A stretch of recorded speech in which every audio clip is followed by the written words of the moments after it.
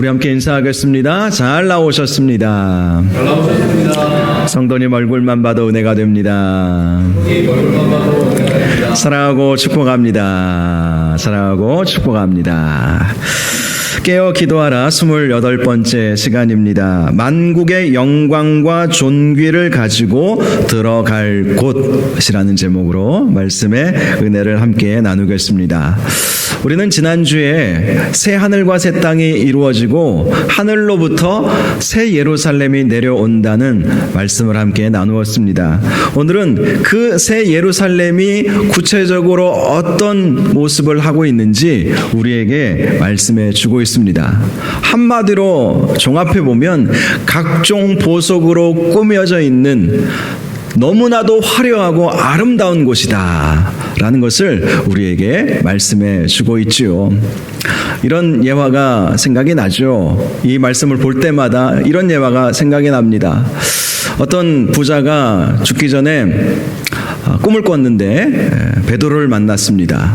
그리고 베드로에게 한 가지 부탁이 있다고 말을 했습니다. 그 부탁은 무엇이었냐면 자기가 그동안 평생을 모아온 그 재산을 좀 금덩어리로, 뭐 현금은 필요 없을 것 같고 금덩어리로 만들어서 좀 그것을 좀 지고 가면 좋겠습니다. 이렇게 베드로에게 부탁을 한 거예요. 그런데 베드로가 대답하기를 너 그거 벽돌로 쓰는 건데 왜 가져가려고 하느냐라고 이야기했다라는 그런 이야기가 있습니다. 정말 꿈인지 누가 지어낸 이야기인지는 모르지만 오늘 본문을 보면 금은 아무것도 아니에요. 금은 정말 아무것도 아니에요. 우리가 이 세상에서 주로 순금이라고 하는 금은 약 99.9%의 순도를 가지고 있을 때 순금이라고 하죠. 그런데 성경에서 길에 깔려있는 금을 정금이라고 말씀합니다. 정금은 순도 100%, 0.01%의 불순물도 들어가 있지 않은 그 정금이 바닥에 길로 깔려있다는 거예요. 그리고 온갖 보석으로 치장되어 있는 새 예루살렘을 우리에게 보여주고 있죠. 그러니 이 세상에서 억만금을 금덩어리로 뭐 다이아몬드로 바꾸어 간다 할지라도 그것이 천국에서 그렇게 귀하겠습니까? 여러분, 금이 왜 귀하고 다이아몬드가 왜 귀합니까? 희귀하기 때문에 그런 것이죠. 금을 구하기도 어렵고 또 필요하고, 그리고 다이아몬드도 아주 요긴하고, 그러나 그것을 쉽게 구하기 어렵기 때문에 그 가치가 귀한 것이잖아요. 그런데 천국에서는 금, 다이아몬드 이런 것이 그냥 널려 있기 때문에 결코 그것이 귀한 것이 아닌 것이죠. 오늘 본문 말씀, 새 예루살렘이 바로 그러한 곳임을 구체적으로 우리에게 말씀해 주고 있습니다. 먼저 9절 말씀을 보면 이 새 예루살렘에 대해서 7대접을 가지고 7재앙을 담은 7천사 중에 하나가 이런 말을 합니다. 이리 오라, 내가 신부 곧 어린 양의 아내를 내게 보이리라. 신부 곧 어린 양의 아내는 새 예루살렘을 말하는 것이죠. 10절에 그 사실을 발견할 수가 있죠. 성령으로 나를 데리고 크고 높은 산으로 올라가 하나님께로부터 하늘에서 내려오는 거룩한 성 예루살렘을 보이니, 즉 신부 곧 어린 양의 아내는 새 예루살렘을 의미하는 것이죠. 자, 이 신부 곧 어린 양의 아내가 새 예루살렘이라고 하는 것은 이 새 예루살렘에 누가 갈 수 있는가? 순결한 신부만이 갈 수 있다는 것 아니겠습니까? 새 예루살렘 자체가 순결한 신부예요. 그 순결한 신부들만이 갈 수 있어요. 예수님께서 천국의 비유 중에 10처녀의 비유 말씀을 해주시지 않았습니까? 10처녀 중에 잘 준비한 5처녀만이 혼인집, 신랑의 초청을 받아서 결혼잔치에 들어갈 수 있었다라는 그러한 비유의 말씀. 자, 그렇습니다. 이 새 예루살렘은 순결한 하나님의 자녀만이 들어갈 수 있는 곳이다라는 것을 우리에게 말씀해 주고 있습니다. 아무나 못 들어가는 거예요. 억만금을 줘도 못 들어가는 거예요. 일론 머스크가 우주 개발 계획을 세운다고 해요. 테슬라의 창업주인가요? CEO 지금 CEO인 일론 머스크가 우주 개발. 그래서 뭐 우주에 이제 우주 여행을 할 수 있도록 스페이스 X라고 하는 그러한 이제 우주선을 이제 한참 개발을 하고 있죠. 그 우주선 한번 타려고 그러면 몇 억 주면 탈 수 있어요. 그러면 우주 여행을 한번 하고 내려올 수 있겠죠. 그런데 천국은 아무리 돈을 쌓아서 갖다 누구에게 뭐 줄 사람도 없지만, 누구에게 줄 뭐 대상도 없지만, 아무리 많은 억만금을 가져다 준다 할지라도 천국에는 못 들어가는 것입니다. 천국은 누가 들어갈 수 있습니까? 어린 양의 신부가 되어야 들어갈 수 있는 거예요. 순결한 하나님의 자녀가 되어야 천국에 들어갈 수 있는 거예요. 아무나 못 들어간다는 것입니다. 오늘 새벽에도 제가 잠시 말씀을 드렸지만 최근에 통계 자료를 보니까 우리 기독교 인구 숫자가 점점 줄어들고 있다라는 그러한 통계 결과를 발표한 내용을 보았습니다. 그 내용을 보니까 앞으로 10년 후면, 즉 2033년이 되면 기독교 인구는 우리나라 인구 대비 10% 정도로 줄어들 것이다, 이렇게 전망을 하고 있어요. 물론 그렇게 안 될 수도 있습니다. 그러나 지금까지의 추세를 보면 그렇다는 거예요. 예전에 우리 인구가 4천만 명이었을 때 한국 기독교의 숫자가 1,000만, 1,200만 그렇게 사람들이 생각하고 또 그렇게 말을 했었습니다. 제가 대학부 때, 청년부 때 제 기억에 그랬어요. 1,000만 기독교인, 그리고 조금 지나니까 1,200만 명이다. 그것이 그냥 허풍의 숫자가 아니에요. 각 교단별로 성도들의 숫자를 이렇게 계산을 해보니까 약 1,000만, 1,200만 명까지 이렇게 나온다라는 것이었죠. 그러면 인구 대비 25%, 거의 30% 가까이 최고점을 찍었었다는 것이죠. 그런데 앞으로는 그 숫자의 반까지는 아니어도 굉장히 많은 숫자가 교회를 다니지 않게 될 것이다. 이대로 나간다면 그렇게 될 것이다. 사실 예전에는 십자가만 꽂아놔도 사람들이 오던 시절도 있지 않았습니까? 그런데 지금은 교회 건물을 아무리 화려하게 만들고 아무리 좋은 시설들을 갖추어 놔도 그렇게 사람들이 관심을 갖지 않은 시대를 우리는 살아가고 있죠. 왜 그런 일들이 벌어지겠습니까? 오늘 새벽에도 말씀드렸듯이 믿음의 초보자들이 너무 많기 때문에 그런 거예요. 신앙의 초보에 머물러 있다 보니까 유혹이 오거나 핍박이 오니까 싹 그냥 떠나버리는 거예요. 제가 서울에 있는 목사님들 종종 만나게 되면 서울에서는 정말 심각하다고 그래요. 이전에 코로나 이전과 이후에 교회 출석하는 성도들의 그 출석률을 보면 굉장한 차이가 있다는 거예요. 그래도 감사한 것은 우리 교회가 그래도 코로나 이전 만큼은 아니어도 그래도 그렇게 막 눈에 띌 정도로 막 급감하지는 않았잖아요. 그런데 서울에 있는 많은 교회들이 그렇게 예배 드리지 않고 그냥 뭐 주일날 코로나 다 끝났는데도 뭐 산이며 들이며 다 놀러 다니고 뭐 신앙생활 열심을 내지 않고 그렇게 살고 있다는 것이죠.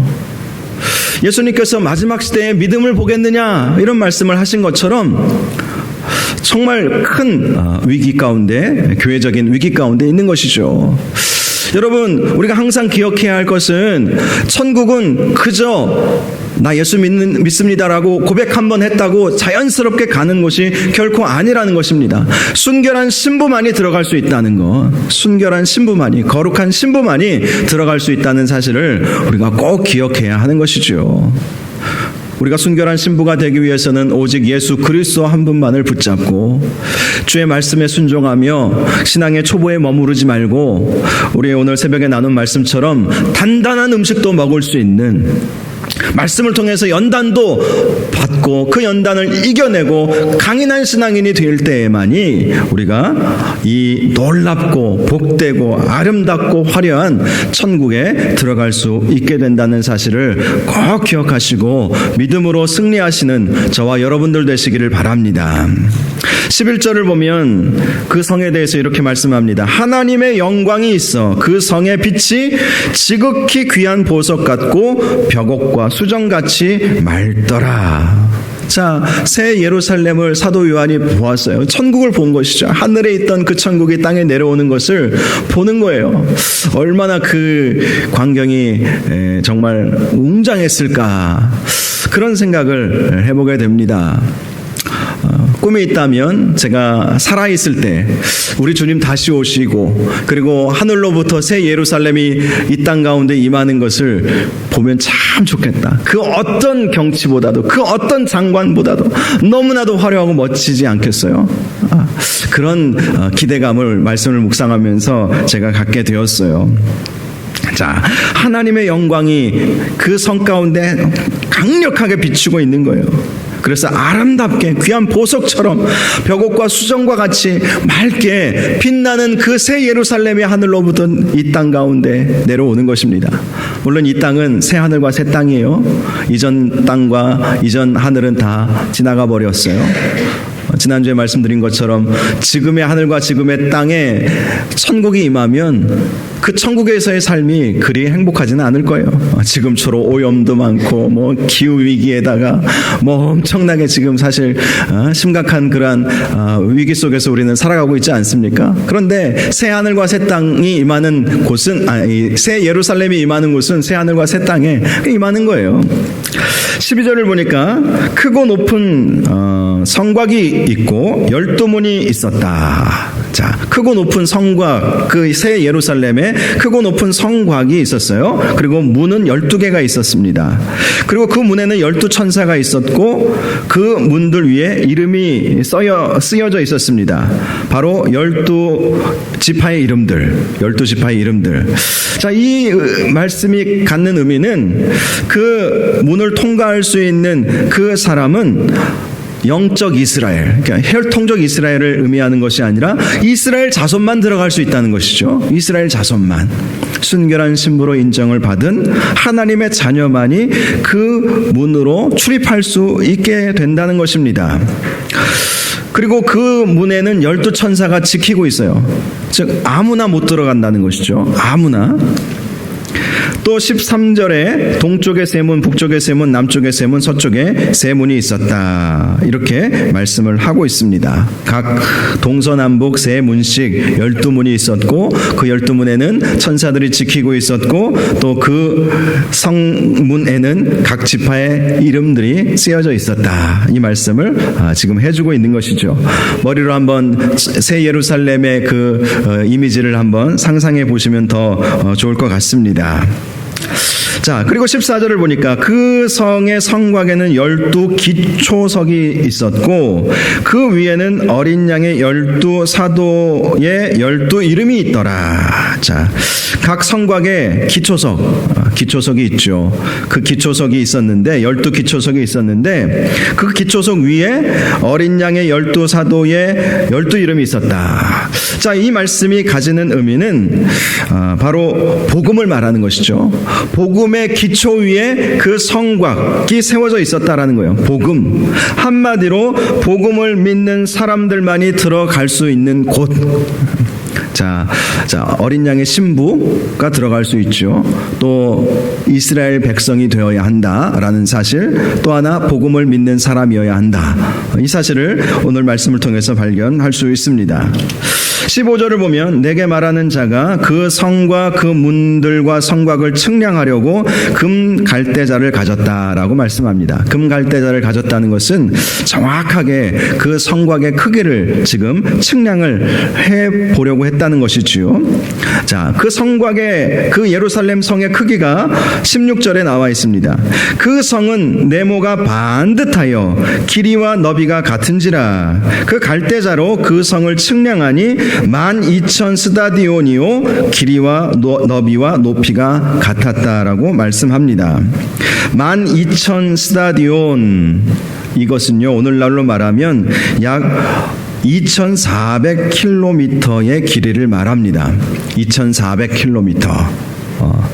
자, 이 너비가, 길이가, 또 이 높이도 다 12,000 스타디온, 12,000 스타디온, 2,400km의 길이를 말하는 것이죠. 물론 이 숫자 성경에는 12라고 하는 이 숫자가요 완전수 개념을 가지고 있기 때문에 정확하게 2400km 이 길이가 2400 높이도 2400 뭐 이런 네모 반듯한 그렇게 우리가 볼 수도 있지만 그만큼 위대하고 또 그만큼 하나님께서 들여보내시기로 작정한 사람들은 다 들어갈 수 있다는 거예요. 사실 천국이 커야 되지 않겠어요? 천국 예수님께서 분명히 우리에게 말씀해 주셨죠. 우리가 거처할 곳을 예비하러 가신다고 말씀하시지 않으셨습니까? 인류의 역사상 하나님의 은혜로 구원받은 그런 사람들의 숫자는 얼마나 될지는 모르지만 제가 예전에 한번 찾아봤어요. 과연 대략 얼마 정도나 예수 믿고 죽었을까? 그것을 찾아보았거든요. 그런데 아무리 계산해도 그것을 찾을 수 있는 길은 없다고 하더라고요. 단지 어느 시점에 몇 명 정도가 예수 믿었다. 예를 들어서 우리나라 같은 경우는 이렇게 5천만 그리스도인 중에 지금 현재 700만, 800만 그렇게 보고 있잖아요. 그렇게 어느 한 시점 2023년에 몇 명 정도가 예수 믿고 있다. 전 세계 70억 중에 약 20억 정도가 예수 믿고 있다. 이렇게는 우리가 계산해 볼 수 있는데 복음의 그런 시점, 물론 그 이전에도 하나님께서는 구원받을 수 있는 방법을 하나님께서 만들어 주셨기 때문에 그 이전부터 지금까지 생각해보면 얼마나 많은 사람들이 예수 믿고 죽었는지 우리는 알 길은 없습니다. 그러나 생각해보면 상당히 많겠죠. 그러니 만약에 이 땅에 이제 새하늘과 새 땅이 이루어지고 이 땅에 구원받은 사람들이 이 땅에서 다 산다면 아마 포화 상태이지 않겠어요? 그런데 말씀을 보면 상징적인 그런 말씀이지만 12,000 스타디온 이것이 실질적인 길이를 보면요 우리나라의 22배 크기라고 합니다. 그리고 미국 영토의 절반 정도 되는 크기라고 해요. 이 너비는 사실 그렇게 큰 것이 아니죠. 어떻게 생각해 보면 미국 영토의 절반 정도면 그렇게 큰 것은 아니죠. 근데 그만큼의 높이가 또 이렇게 있는 거예요. 이 이미지 그 천국의 이미지 상상도를 예전에 한번 본 적이 있는데 뭐 각 층마다 이렇게 이루어져 있을 것이다. 각 층마다 이렇게 사람들이 살 것이다. 이렇게 높이가 굉장히 또 높으니까 뭐 그렇게 말하기도 하지만 뭐 그 누가 어떻게 알겠습니까? 직접 보지 않았기 때문에 우리는 알 길은 없죠. 아무튼 이렇게 아주 어마어마하게 큰 새 예루살렘이 하늘로부터 내려오게 된 것을 보는 것이죠. 그리고 성곽의 크기를 재보았더니 144 규빗이었다라고 말합니다. 144 규빗은 약 70m 정도 되는 크기가 되죠.